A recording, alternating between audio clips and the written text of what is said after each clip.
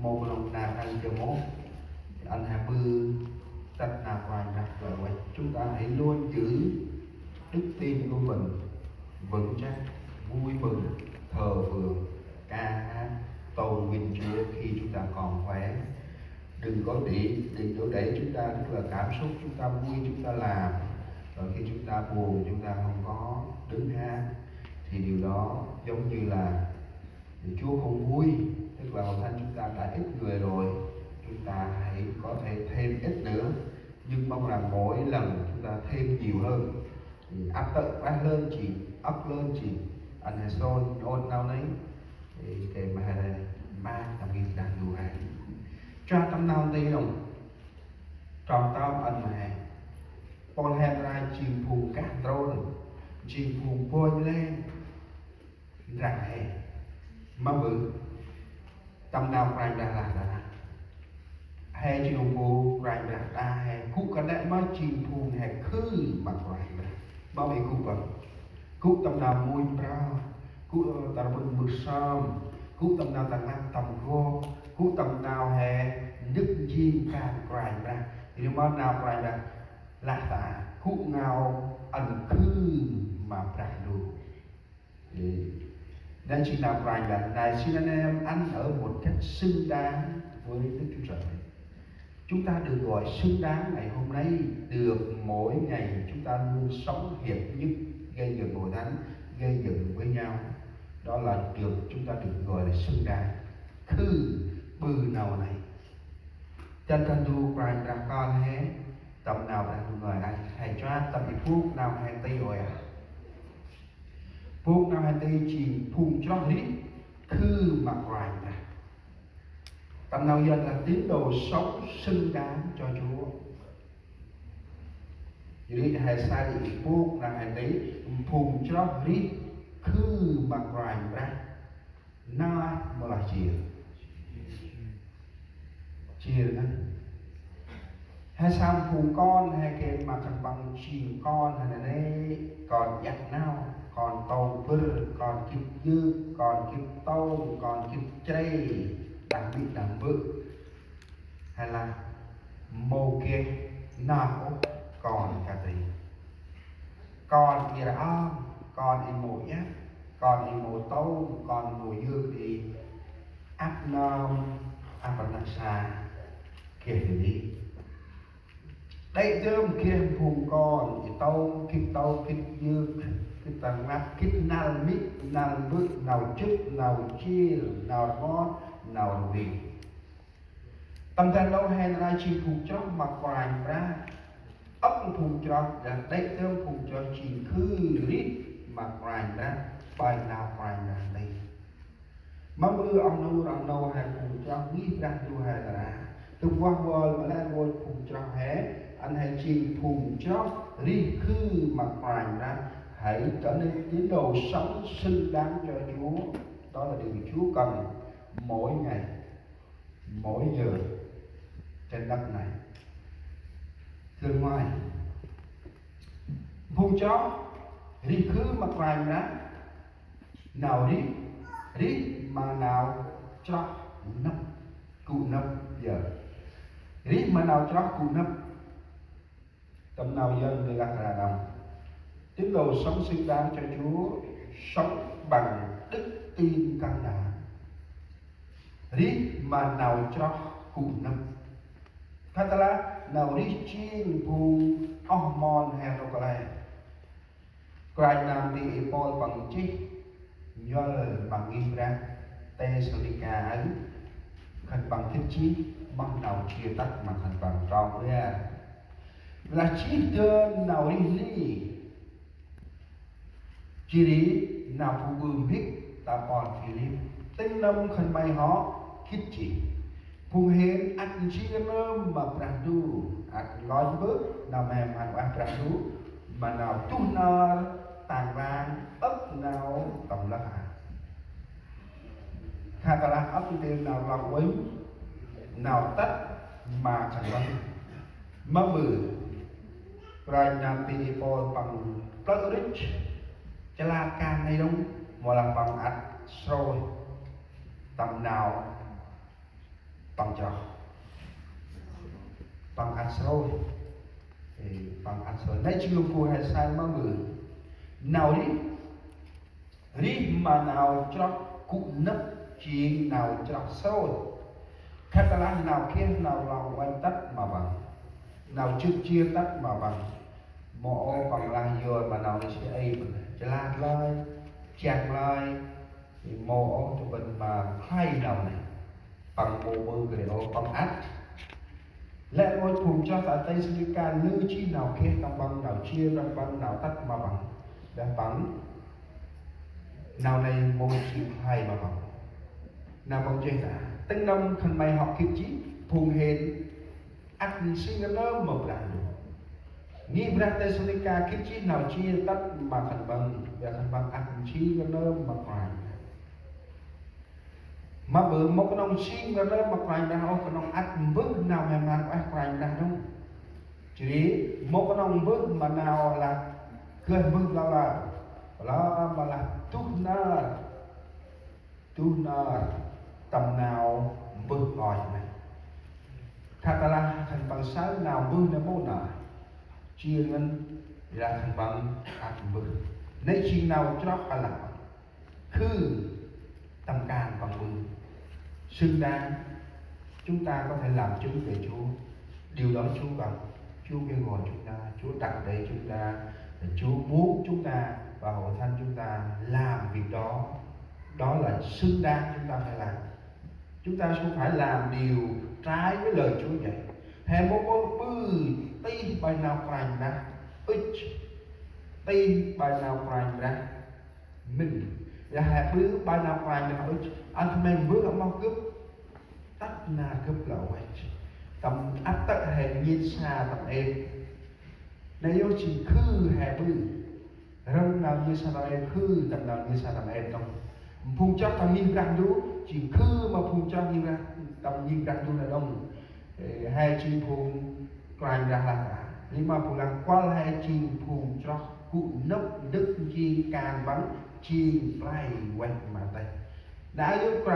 quanh làm cái còn trên doanh mà người ra Thessalonica kể mặt thành bằng kia nào cho khu nấp có nào đi chi quanh làm cái bộ đó ra quanh ra nào ra đuổi người lắc mà nghi ra phun cho hai tập đoàn đông mô là nghi ra Thessalonica ai giờ mô ít bước coi nào mềm bàn quá quanh ra khá ta là kia nào tắt khá kia nào chia nào hè môi sung vô càng quanh ra hãy sang chú sụt rô bộ ngoài trọng chích ra mong quanh nào đi còn chê nên đấy cướp một prey mà nào mềm bàn quá hổ mày lắm nào chơi ra đu cái tầm bạc lái lẽ lối mà muốn làm cho do chi lo chìm phù đá chi nấy chìm phù kê nên đấy cướp một prey mà nào mềm bàn vậy là ra prime nào thì coi bằng chi bằng một prey mà nào mềm bàn tôi không hổ hẹn về tin lành lao ai mà ra dù trong nghìn ra hay khá ta là hè một bước coi đầm mặt các hành krung giờ hè cái nào một sao rồi ngoài về thì chặt đời rất đời hè áp tợ hè cả là cầu thủy chun tầm bắc anh tầm một hai anh chích đi vùng cho hè tầm kỳ trồn đây đó thân bằng hành bữa xong tại đi cả bọn là tôi nghe thì ba biết đọc hè đó thân bằng kia nào bữa xong đó tầm bằng biết jadi thân bằng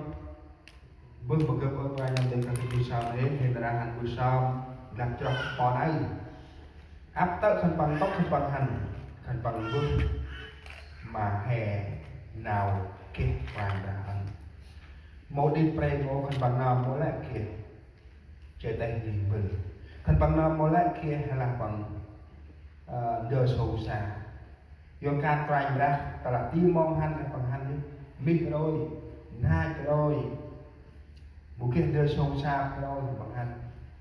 trong tập khai ai chút mi trong tập khai ai chỉ chút chứ tôi hút hàng ra thân chỉ thật bằng ăn sôi ngay đặt chay pram mô cho đi trao mô cho đi thật bằng ăn hành thì là ai phải là cái buổi sáng nó ra tham gia trong ghi ra hè màu kỳ tây mà làm hè màn quá mà bự bro máy giờ là hè nam chọc chi mặt rành hè mình là hè cụ nấp chi mặt rành ra chỉ ăn hè đó bước nào đấy mà phù êm trong đàn đồng lại tìm chi bài nào rành ra là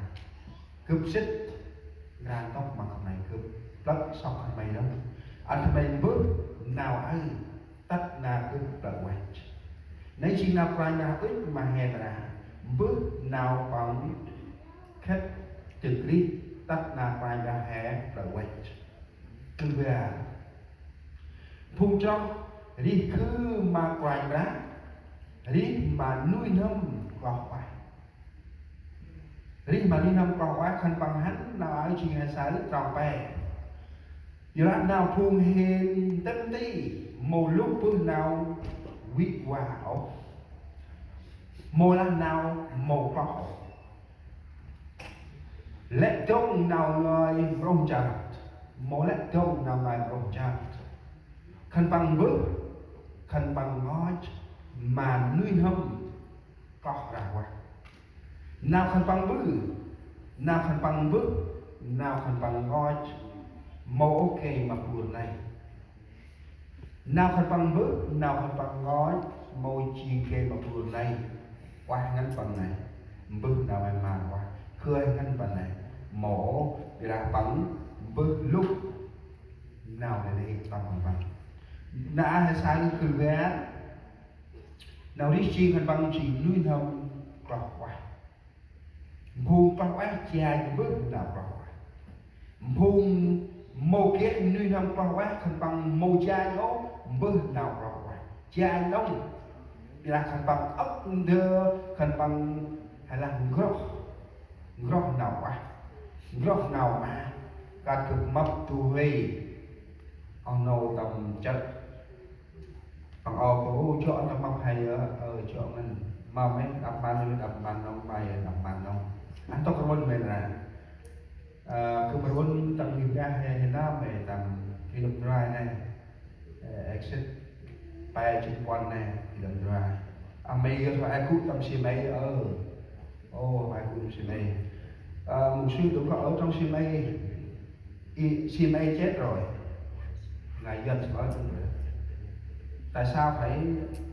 anh biết là CMA chết thì là CMA chết rồi nếu mà sống thì nó còn hoạt động vì thực ra bằng không phải là chết CMA bởi vì chết mỗi tấm lòng chúng ta vì chúng ta không có hiểu biết với nhau không có dám nói ra sự thật những gì Chúa làm cho chúng ta mù chai bước nào đấy ra qua ốc nara khăn bằng nông phụ bằng lạc nhìn ra xì mê mình khát chi mô kia nào đi hô thì khăn bằng là ốc y vật tí xì mê hà khăn bằng mô hôm kia nào ít bước nào càng ra ngoài mâm nào ra ngoài vùng tạ cụ út sọc út đông chỉ nào đấy mong chi ai bằng thể cụ tâm xì mê thì ý chỉ cái thứ hay đông của anh làm gì để là cực cút hay chim e đấy qua lên đã cực chỉnh cha nếu mà anh em muốn bắt tôi phải trở lại chim e để bắt tôi làm quỷ thì tốt hơn tại sao bởi vì ông đã mục sư rồi thì cái chức vụ trong chim e chúng ta người nào mục sư thì phải bật nên một chồng nên một vợ thì ông muốn trở nên quỷ cho nên ông thì không có dám đi ô sai đi chi nét chi phù góc nào nhá